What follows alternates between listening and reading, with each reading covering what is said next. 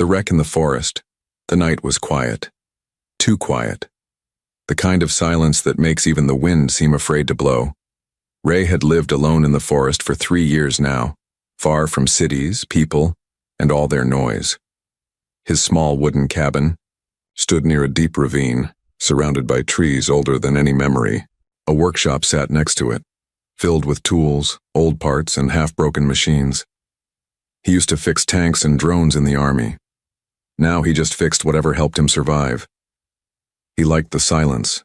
It helped him forget. But tonight, silence was not a gift. At exactly 2:14 a.m., the sky tore open. A roaring sound like thunder mixed with metal screaming echoed across the valley. Ray ran outside, his boots crunching the dry leaves. Above him, a glowing fireball shot across the sky, blue sparks trailing behind it like a dying comet. It wasn't a meteor, it was a ship, and it was crashing. Ray's eyes followed the trail until a massive explosion lit the trees in the distance. The ground shook like an earthquake. Then, silence again. Ray grabbed his flashlight, his coat, and his old sidearm. He didn't know why his hands were shaking. He didn't believe in aliens, but deep down, something in his gut whispered, "Go now. Someone needs help." The wreck wasn't far, maybe 10 minutes by foot. But the forest had changed. Trees were bent. Some were burning. The crash had torn a long path through the earth like a wound. The air smelled of fire and something strange, not smoke, something metallic. Alien. Ray reached the edge of the crash site and stopped. His breath caught in his throat. There it was, a ship. Small, sleek, torn open from the side. Blue-purple metal, unlike anything Earth had built. Pieces of glowing tech lay scattered across the dirt. Sparks popped. A faint hum pulsed like a heartbeat. And then, he heard it. A soft whimper, like a baby, followed by a low, weak voice. "Help. Please. My child." Ray moved quickly, heart pounding. He climbed over the broken hull, stepped through hot debris, and saw them. Inside a half-broken chamber, a woman lay on her knees, not human but not monstrous either. She had long silver-blue hair, skin like smooth porcelain lit from within, and glowing lines running across her arms like veins of light. Her eyes, large, violet, and filled with pain, looked up at him. In her arms she held a small child unconscious, glowing faintly. "Please," she whispered. Her voice was cracked. "Fix. My child." She coughed hard. Blood, shimmering, golden, trickled from the side of her lips. "I'll give you anything you want, just save her." Ray knelt beside her, unsure if this was real. But the fear in her eyes and the panic in her trembling hands, that was real. He took the child in his arms carefully. She was warm, too warm, burning up. Her chest rose and fell rapidly, struggling. Something was very wrong. "We need to go," Ray said firmly. "I can't help her here." The alien woman nodded weakly. "Please, don't let her die." Back at the cabin, Ray cleared his workbench. He gently laid the child down. The mother sat nearby, watching, her breathing shallow. Ray had no medical degree, but he had seen wounded soldiers, fixed damaged machines, and rebuilt broken drones from nothing. Maybe this was the same, just more terrifying. He turned on his scanner. The child's body lit up in neon green and orange. Her organs, if that's what they were, looked completely different from humans. No lungs, no liver, no bones. Just strange moving patterns inside a thin, glowing shell. Ray stared at the screen. "How the hell do I fix this?" He looked at the mother. Her heart glow is dimming, she said. "She won't last more than an hour." Ray gritted his teeth. "All right then." He grabbed his toolkit, a human trying to fix an alien child, using human tech and hope. He had no idea what he was doing, but he couldn't let her die. The mother whispered quietly to herself as Ray worked. He didn't understand her language, but he could feel her desperation. Every time the child twitched, she gasped. Every time Ray touched a glowing part, she winced. At one point, the child stopped breathing. No, no, no, don't die on me, Ray muttered. He pumped on her tiny chest, tried a light shock using a rewired battery. Nothing. And then, just as he was about to scream in frustration, the child gasped. A single breath. The mother cried softly, not with sound, just tears, falling like glass drops from her shining eyes. Ray sat back exhausted. She's stable, he said. I think. The alien woman crawled to her child, touching her face gently. Then she looked at Ray, and through her pain, she smiled. I owe you everything, she said.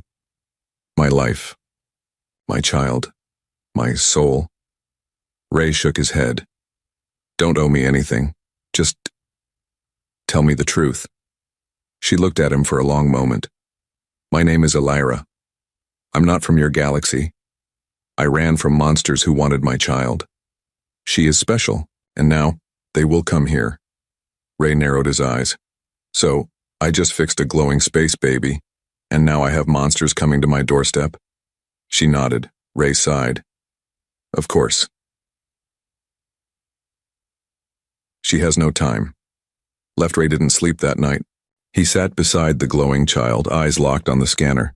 Her chest rose and fell, slow, uneven, fragile.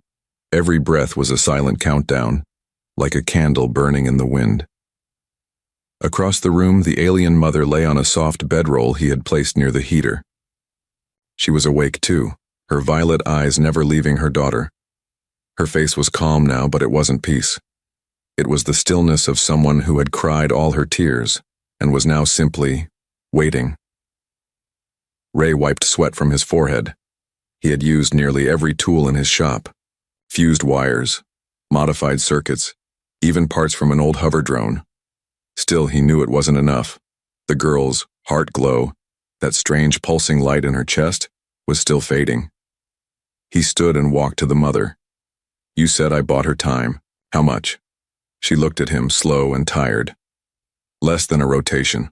One cycle of your son, maybe less. Ray sat down on the floor beside her. That's not time. That's a death sentence. Elira closed her eyes. Your world. It's not ready. You have no tech, no knowledge of her kind. But you kept her alive when even my ship couldn't. Ray didn't know whether to feel proud or terrified. The next morning, he climbed back into the crash site.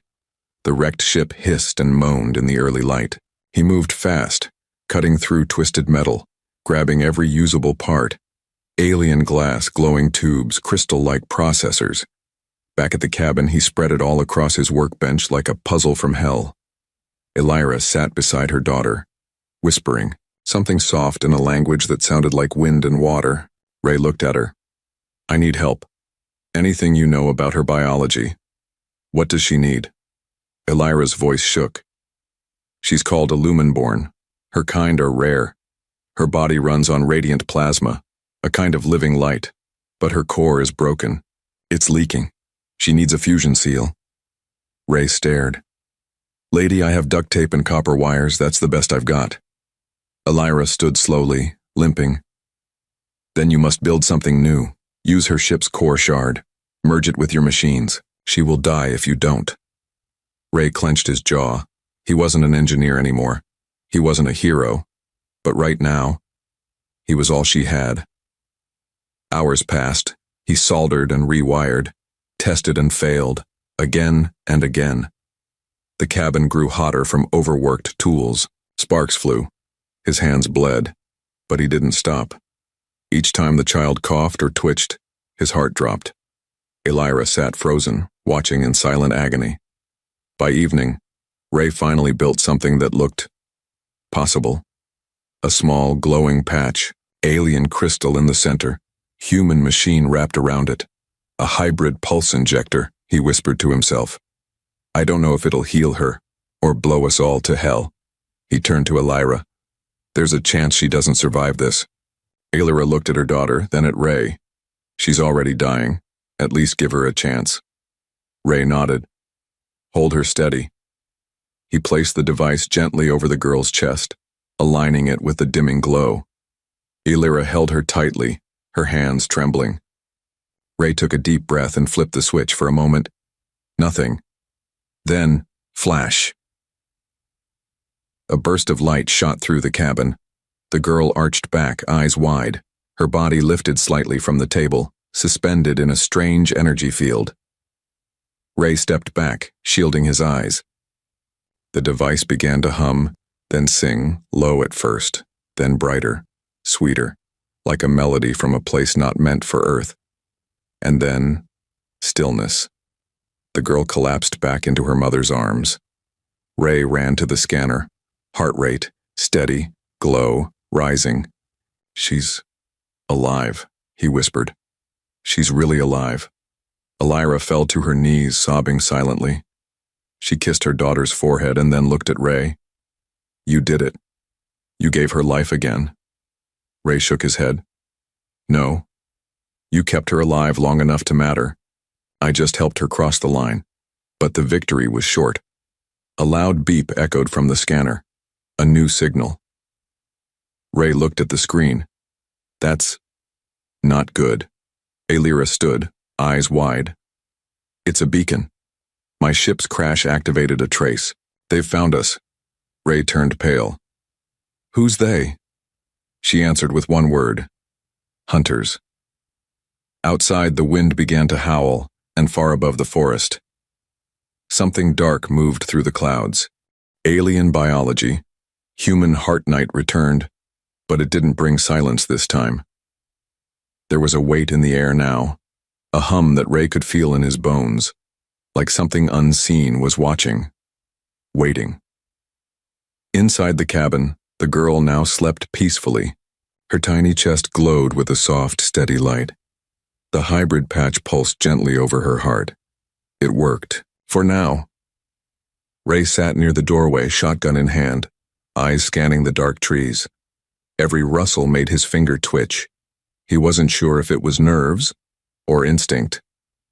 Behind him, Elira wrapped her daughter in a thin silver blanket made of some soft alien fabric. Her posture was still regal, but her shoulders drooped. She looked more like a mother now than a queen. You need sleep, Ray muttered. I cannot, she replied. Not until I know she's safe. Ray turned slightly. You said they're hunters. What does that mean? Who are they? Elira walked over slowly. She sat on the floor across from him, her long glowing hair falling over one shoulder. Not just soldiers. They are collectors, trackers of bloodlines. My child is different. Ray raised an eyebrow. How different? She carries royal blood and something else. Something forbidden. My mate was not from my kind. Her bloodline is mixed. That makes her dangerous to them. Ray blinked. So, she's like a half-blood alien princess? Elira smiled faintly. To you, maybe. To them, she is a threat that must be erased. A pause fell between them. Only the soft hum of alien tech filled the silence. Ray finally asked, And what about you? Why did you come here? Earth? I had nowhere else to go, she said, looking at the floor. I ran across galaxies. I watched my people fall. I hit on dying planets. But the signal I picked up, it came from here. Ray frowned. What signal? A beacon, a message of hope from your kind. A ship sent out centuries ago calling for peace. I followed that light. Ray scoffed. That must have been before we learned how to destroy everything. Elira looked at him. Still, you gave me more than any empire ever did. He stayed quiet. Then she added softly, You didn't ask for payment. You didn't look at me like a monster, you just helped. Ray shifted. Her voice, soft, broken, almost human, made something stir in his chest, something old, something buried. Later that night, the girl stirred. She opened her eyes, bright, violet glowing faintly. She looked at Elira and then smiled. Elira rushed to her, tears rising. "My light, you're awake." Ray watched from the corner, arms folded. The girl tried to sit up, but her body was weak. Ray stepped forward. "Easy, kid. You're still running on spare parts." The girl tilted her head, studying him. Then she spoke something in her language. Elira translated with a smile. She said, "You feel warm, like sunlight." Ray scratched his beard awkwardly. "First time anyone's called me that." As dawn approached, Ray and Elira worked side by side. They used alien tech to strengthen the injector. Ray taught her how to use his scanner. She showed him how to read her daughter's pulse through the glow in her skin. They moved like a team, clumsy, but learning. At one point, their hands touched while connecting wires. Both paused. No words. Just a long, quiet moment, then Elira pulled back. "She'll need more energy soon," she said. "Her core will collapse again." "Then I'll find a way," Ray replied, more serious now. She looked at him deeply. "You don't even know us. Why do you care?" Ray didn't answer right away, but then he said, "Because once I failed to save a life, a kid, on a battlefield." Elira's eyes softened. "I ran from it, hid in these woods, told myself I was done. But when I saw your daughter, it felt like that moment again. And this time, I didn't want to run." Suddenly, the lights flickered. The scanner screamed. Ray rushed to check the radar screen. A red dot blinked closer and closer. "They found us." Elira's face darkened. "How long?" she asked. Ray looked at her. 30 minutes, maybe less. Elira grabbed her daughter. "I won't let them take her," she said. Ray loaded his shotgun. "Good," he replied, "because neither will I." Outside, the wind howled louder. In the sky, something metallic pierced through the clouds. And in the dark, the hunt began. The deal is real. Ray had faced enemies before. Human ones, trained men, machines, rogue drones. But this was different. The red dot on the radar was now right above them. Outside, the sky had turned pitch black. No moon. No stars, just clouds, thick and heavy like something monstrous was hiding inside them. And it was. The cabin lights flickered again. A low hum began vibrating through the walls like a distant engine, or a predator growling. Elira stood still, holding her daughter close. Her eyes were fierce. No longer just a mother, now a queen in exile, ready to fight for her child. Ray watched her from across the room. "We have minutes," he said. "They'll land near the crash." Elira nodded. "They will come fast. No warning, no words, just fire." Ray loaded his last shell into the shotgun. "Then we hit back first." But before he could move, Elira suddenly stepped closer. Her voice, low, trembling but certain, spoke. "Human." "The offer still stands." Ray blinked. "What?"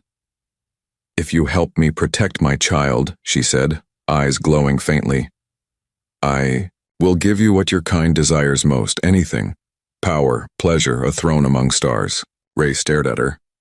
This wasn't flirtation, not even seduction. Her tone was ceremonial, sacred. She wasn't offering her body. She was offering a bond. "I don't want that," he said sharply. "I didn't help your kid for some alien reward." Elira looked hurt but not surprised. "You don't understand," she said softly. "This is not a trade, it's a vow. Among my people, when someone risks their soul to protect another's blood, they are bound, chosen, merged." Ray narrowed his eyes. "You're talking about some kind of alien marriage?" She nodded. Slowly. "I offer this because you've earned it, not because you asked." Ray stepped back, hands on his hips. "Look, I've been broken before, betrayed, left behind. I didn't save your daughter to feel something again. I did it because I couldn't watch another child die." Elira said nothing, but her eyes, they softened again. "Not like a queen now. like a woman who had lost too much. She turned away. Then I will ask nothing, but you should know. If they take her, they will kill us both. And then, your world is next. Ray looked down at the glowing child. She slept quietly, her tiny fingers curled into the silver blanket. Then he looked at Elira again. He sighed. You want to make a vow? He asked. Elira looked back at him. I'll make one too, Ray continued. I swear, no matter what happens tonight, your daughter won't die, and neither will you. Even if I have to fight hell itself. Boom. The forest shook. A blinding light exploded outside. Ray ran to the window. A ship, sleek, dark, shaped like a claw, hovered above the treetops. Red lights scanned the area. Then, a screech, not from speakers, but from the air itself. They're here, Elira whispered. Ray turned to her. Take your daughter and hide beneath the floor hatch. Use the vent tunnel. It leads to the ravine. I will not run. It's not running, he interrupted. It's surviving. I'll hold them off. Elira hesitated, then nodded. I'll come back for you, she said. Ray gave a small, tired smile. You better. As Elira vanished beneath the floor with her child, Ray stood alone in the cabin. He grabbed the alien crystal core from the workshop bench and placed it inside his jacket. If I go down, he muttered. I'm taking something shiny with me. The door blasted open. 3 figures entered, tall, armored, and inhuman. Their faces were masks, their voices, metallic and cold. Surrender the hybrid, or die. Ray raised his shotgun. Let's try option 3. The cabin lit up with fire and shadows, wood splinters, sparks, roars. But Ray didn't fall. He fought. Because tonight, the deal was real, and someone finally gave him a reason worth dying for. Hunters in the night. The cabin was burning. Flames licked the wooden walls. Smoke curled around shattered tools and broken glass. But in the center of it all, Ray stood, face bruised, coat torn, gripping his shotgun like a warrior born from fire. The alien intruders were fast, inhumanly fast. One moved like a shadow. Blink and it was somewhere else. Another had skin like living metal. The third didn't seem to breathe at all. Ray dove behind his overturned workbench as a plasma bolt slammed into the wall above him, blasting a hole straight through the wood. This wasn't a fair fight, but war never was. Ray's mind kicked into overdrive. He had counted their movements, timed their steps. He'd seen their formation. 1 scout, 1 brute, 1 tech. Classic strike team. He reached under the bench, grabbing the alien shard device he'd crafted earlier, the same tech that saved the girl. He didn't know if it would explode or overload, but he didn't care anymore. He wired it into a pulse mine he made from a drone battery, then whispered to it like an old friend. Just one favor. Take at least one of them down. He rolled the device across the floor. The metal-skinned brute stepped forward. Boom! A shockwave ripped through the room. Static electricity cracked in the air. One hunter's cloak fizzled and failed, revealing a body covered in twitching cyberflesh. It screamed not from pain but from fury. Ray popped out from behind the bench and fired. Shotgun shell hit the exposed circuitry in its neck. Sparks flew. The hunter dropped, twitching like a dying insect. 1 down. Outside, Elira crouched in the ravine tunnel, clutching her daughter tight. The child stirred again, eyes fluttering. She whispered something in their native tongue. Elira gently pressed her lips to her forehead. Shh. Stay quiet, little light. But then she froze. She felt it, like a sharp needle in her spine. Someone was near, watching. A cloaked figure, taller than the others, slower but heavier, stepped over the ravine above her. This one didn't come with the others. This one was a tracker, silent, cold, a killer bred for one task, sniffing out royal bloodlines. Its eyes glowed faint red as it scanned the area. Its footsteps made no sound. Elira whispered a silent command to her daughter's blanket, activating the cloaking fabric. The child disappeared from sight. She turned, drew a sharp piece of her ship's shattered wing from her robes, and waited. Back. In the cabin, Ray was out of ammo. The last hunter came at him, plasma blade humming, eyes glowing like twin lasers. Ray ducked, rolled, and grabbed a steel rod from the wreckage. It wasn't a weapon until he made it one. He jammed it into the power core of the generator. The rod lit up like lightning, unstable, dangerous. The hunter swung. Ray blocked with the glowing rod. Sparks flew. The metal screamed, then Ray twisted and drove the sparking rod into the hunter's chest. The alien screeched, convulsed, and collapsed. 2 down, 1 escaped, 1 missing. Ray coughed from smoke, staggering to his knees. The cabin was nearly gone, crumbling around him. But he didn't care. He grabbed a satchel and filled it with the last of the tech, then limped toward the tunnel. He didn't know if Elira was still alive, or the child, or if any of this was real anymore. All he knew was that he made a promise. Elira moved silently through the ravine brush, eyes fixed on the tracker. It hadn't seen her yet. Its attention was fixed on the faint energy signal of the child, still barely traceable even under the cloak. She took a slow breath. In her hand, the jagged alien blade pulsed softly. She whispered a word under her breath, a battle cry of her people, long forgotten. Then she leapt. Ray reached the edge of the ravine just in time to see it. Elira, fierce and glowing, crashing onto the back of the towering tracker. The two wrestled in silence, their movements like dancers of death. The tracker struck with bone blades. Elira dodged, struck back, sliced wires and armor. Ray didn't think. He ran forward, grabbed a shard of alien metal, and joined the fight. Together, human and alien struck as one. Ray slammed the shard into the tracker's spine. Elira sliced, across its throat. It fell, heavy, final, and didn't move again. They stood over the body, panting, blood on their clothes, hers golden, his red. Ray looked at her, chest heaving. "You all right?" Elira nodded. "Are you?" He smiled weakly. "Nope." She laughed, a small, real sound. Then they both turned and saw the child standing behind them, glowing, eyes wide, safe, but far above them. In the dark sky, more lights appeared, dozens, a fleet. Her people or my child. The sky was no longer dark.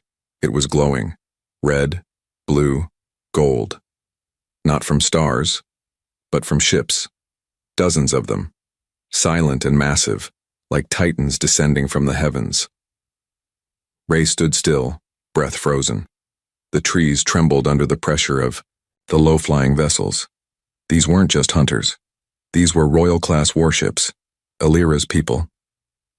"They found us," Ray said quietly. Elira didn't move. Her glowing eyes stared upward, locked on the lead ship. Her lips parted, but no sound came out. Behind them, her daughter stepped closer, holding Ray's hand, glowing faintly, heart still fragile. Then a voice rang out, not through sound, but directly in their minds. "Queen Elira of House Nithar. You have violated royal code. You are ordered to return for judgment. Surrender the child." Ray flinched. "That's inside my head. What the hell is that?" Elira lowered her gaze. Her face was pale now. Not from fear, but from shame. "They are using mind link," she whispered. "They know I can't resist their command, not fully." Ray turned toward her. "They want your daughter." She nodded. "They see her as a flaw, a broken heir. They'll erase her to purify the bloodline." Ray felt something snap in his chest. "You knew this might happen, that they'd come for her." "Yes." "And you were still going to give her up?" She looked at him sharply. "No, never. But I didn't think they'd find us so soon." A beam of golden light shot down from one of the ships. It didn't burn. It shimmered, like liquid light touching the earth. A figure stepped out, tall, cloaked, radiating power. It was a royal envoy, Elira's own blood cousin. Ray raised his weapon. Let me guess, he's not here to babysit. Elira didn't stop him. The envoy stepped closer and his voice echoed again in their minds. You will surrender the hybrid child. No violence is needed. No suffering. Only correction. The girl squeezed Ray's hand. Her eyes were wide, scared, but silent. Elira stepped in front of her. She is not a mistake. She is not broken. The envoy tilted his head. Then you are, Elira. You let your grief blind you. You left the throne. You took a forbidden mate, and now you protect this infection. Ray stepped forward. Say one more word, space royalty, and I'll infect you with my shotgun. The envoy ignored him. Come home, cousin. Save your house. Surrender the child, and we will forget your shame. Silence. Heavy. Painful. Elira turned to look at her daughter. The girl smiled, weak but pure. Then Elira looked at Ray. Everything in her shook. She was raised on law, honor, blood purity, duty to the throne. Everything said, obey. Sacrifice, submit. But in that moment, none of that mattered. Only this small hand in hers. Only this stubborn human standing beside her. Only the tiny heartbeat of a child who had already died once. Elira stood taller. She is my child, she said, voice shaking. And I would burn the stars before I let you touch her. The envoy's face hardened. Then you are no longer royalty. Elira stepped forward. I was never royalty. Not truly. Not until I became a mother. Suddenly, movement. The envoy raised a crystal rod. You've made your choice. But before he could strike, Ray was already moving. Boom! Shotgun blast cracked through the air, slamming into the envoy's chest. The crystal rod shattered. The envoy fell. The sky above reacted, sirens blaring across the ships. Shields activated, engines charged. We need to run, Ray said. Now. Elira grabbed her daughter and turned to him. There's a cave system under the ravine, leads miles west. Ray nodded. I'll cover you. Go. She hesitated. You'll die. Ray shrugged. Maybe. But not before I make them bleed. She looked at him, eyes full of something that wasn't royal, or alien, something human. She stepped close, gently touched his face, then kissed his forehead. I will come back for you. That is my vow. She ran. Ray turned, and the night exploded, with war. The human she couldn't buy. The forest was no longer a forest. It was fire and metal. Trees crushed under landing gears. Smoke rose in columns. Plasma bolts carved the sky like angry stars. Ray ran low and fast between fallen trunks. Blood on his face, smoke in his lungs, but he didn't stop. He had no plan, no backup, just one job, buy her time. Behind him, in the deep underground cave system, Elira ran barefoot through stone tunnels. Her daughter clung to her neck, eyes wide, chest still glowing, but flickering again. The child whispered, Is he coming with us? Elira didn't answer, because she didn't know. Back above ground, Ray reached the ridge above the ravine. The royal warships were scanning now, hunting not just for Elira, but for him. He took out the alien shard from his jacket, the same crystal he had used to build the injector, the one that carried the child's core signature. He placed it in a decoy box made from old drone tech, wired it to a transmitter, and tossed it down a different path, south, away from the tunnel. A moment later, every ship above turned. They took the bait. He smiled through bleeding teeth. Still got it. But just as he turned to run, boom. A stun blast hit the ground beside him. He flew sideways, rolled hard, groaning. When he opened his eyes, he saw boots. Not alien. Human. Black armor. High-tech rifle. Earth flag on the shoulder. A voice crackled through the comms. Target confirmed. Ray Halden, United Earth Recovery Team. You've made quite the mess, soldier. Ray blinked. Wait, Earth sent someone? The man nodded. Your cabins. Emergency beacon triggered during the fight. Took us a while, but we followed the smoke. Another soldier came up behind him. Sir, scans confirm. Non-hostile alien lifeforms underground. One adult, one hybrid. The commander looked at Ray. Want to tell us why you're protecting fugitives from a Class 5 empire? Ray grinned, tired and proud. Because they're not fugitives. They're family. 30 minutes later, Elira emerged from the tunnel, cautiously, ready to fight her way through a planet if she had to. But instead, she saw humans, Earth soldiers, dozens, armed, armored, forming a perimeter, but no guns pointed at her. At the center stood Ray, bandaged, limping, but alive. She froze. He smiled.